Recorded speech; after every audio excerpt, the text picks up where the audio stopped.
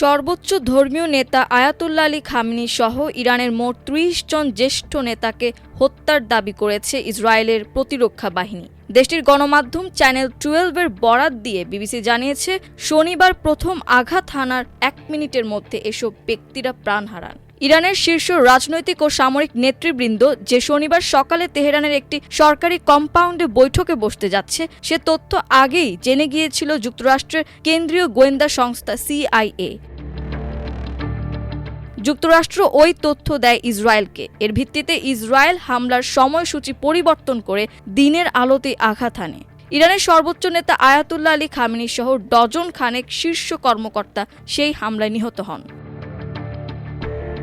Wall Street journal এক প্রতিবেদনে লিখেছে, ইসরায়েলি জঙ্গি বিমান খামেনির কম্পাউন্ডে ৩০টি বোমা নিক্ষেপ করে। তাতে ওই কম্পাউন্ড পুরোপুরি বিধ্বস্ত হয়ে যায়। অভিযান শুরু হয় ইসরায়েল সময় শনিবার সকাল ৬টার দিকে, তেহরান সময় সকাল প্রায় ৯টা ৪০ মিনিটে। অর্থাৎ জঙ্গি বিমান ওরা ২ ঘন্টা ৫ মিনিট পর কম্পাউন্ডে আঘাত হানে বোমা। এতে কম্পাউন্ডে অবস্থানরত শীর্ষ নেতাদের প্রায় সবাই নিহত হন।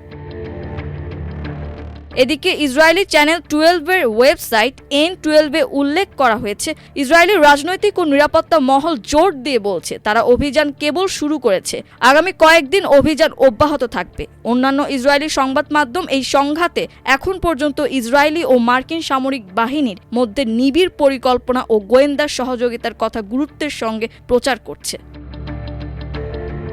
তবে প্রতিরক্ষা বিশ্লেষক ইয়োভ লিমোর সতর্ক করে বলেছেন, যুক্তরাষ্ট্র ও ইসরায়েলের মধ্যে শিগগিরই মতপার্থক্য তৈরি হতে পারে। এই সংঘাত কয়েকদিন বা সপ্তাহ, এমনকি আরও দীর্ঘ সময় চালিয়ে নেওয়ার মতো ধৈর্য ও প্রস্তুতি ইসরায়েলের থাকলেও ট্রাম্পের সেই ধৈর্য বজায় থাকবে কিনা তা নিয়ে সন্দেহ আছে। ইসরায়েলি গণমাধ্যম ইয়েদিওত আহরোনোত বলছে, আমেরিকার জন্য এটি পছন্দের যুদ্ধ, কিন্তু ইসরায়েলের জন্য এটি প্রয়োজনের।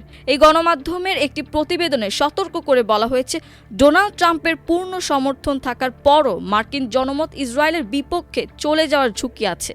এদিকে যুক্তরাষ্ট্র ও ইসরায়েলের অভিযানের দ্বিতীয় দিনেও ইরানে হামলা অব্যাহত আছে। ইসরায়েলের প্রতিরক্ষা মন্ত্রণালয় জানিয়েছে, তারা নতুন করে হামলা শুরু করেছে। এবারের অভিযানের লক্ষ্য তেহরানের অন্য শীর্ষ নেতারা। পাল্টা হামলা অব্যাহত রেখেছে ইরানও। তেহরানের হামলা মূলত মধ্যপ্রাচ্যের মার্কিন মিত্র দেশগুলো কেন্দ্রিক।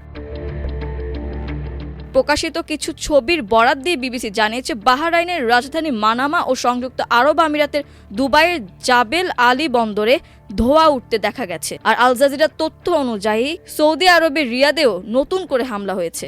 ওমানে রোববার দেশটির একটি বন্দরে ড্রোন হামলায় এক কর্মী আহত হয়েছেন। পৃথক একটি হামলায় তেলবাহী ট্যাঙ্কার ক্ষতিগ্রস্ত হয়েছে। এতে থাকা ৪ জন ক্রু আহত হয়েছেন।